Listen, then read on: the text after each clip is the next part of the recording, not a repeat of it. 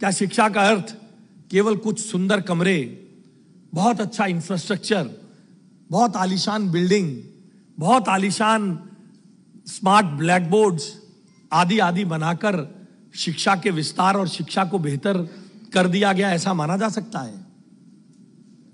शायद आप सब भी मानेंगे नहीं।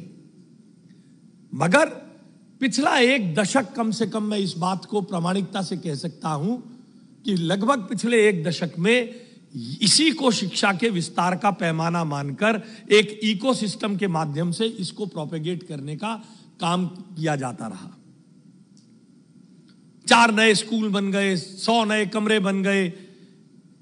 इसको शिक्षा के विस्तार के रूप में प्रसारित, प्रचारित, रेखांकित करने का काम किया गया। मैं यहां किसी की निंदा या किसी की स्तुति गान करने के लिए उपस्थित नहीं हूं।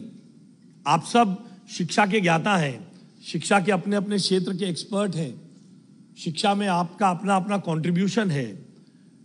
कोई उसे रिकॉग्नाइज करे या न करे, यह विवाद का विषय हो सकता है, मगर सबका अपना अपना कंट्रीब्यूशन है इस फील्ड के लिए। इसको जो स्वीकार नहीं करेगा उसको मूर्खता के अतिरिक्त कुछ नहीं कहा जा सकता।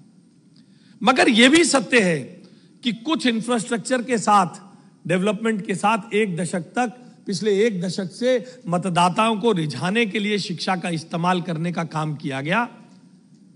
उसके चलते बहुत सारे लोग, बहुत सारे विद्यार्थी, बहुत सारे परिवार नई शिक्षा नीति जिसने औपनिवेशिकवाद, जिसने कॉलोनियल माइंडसेट से शिक्षा को बदलने के लिए एक सोच डेवलप की। You may agree with that और you may not agree with that. In democracy we agree to disagree.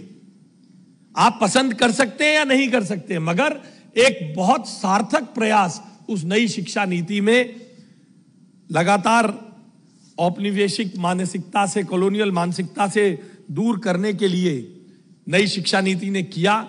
मगर मतदाताओं को रिझाने के नाम पर, उस चीज को आगे बढ़ाने के नाम पर उसे सदा नजरअंदाज करने का काम होता रहा इस राजधानी में।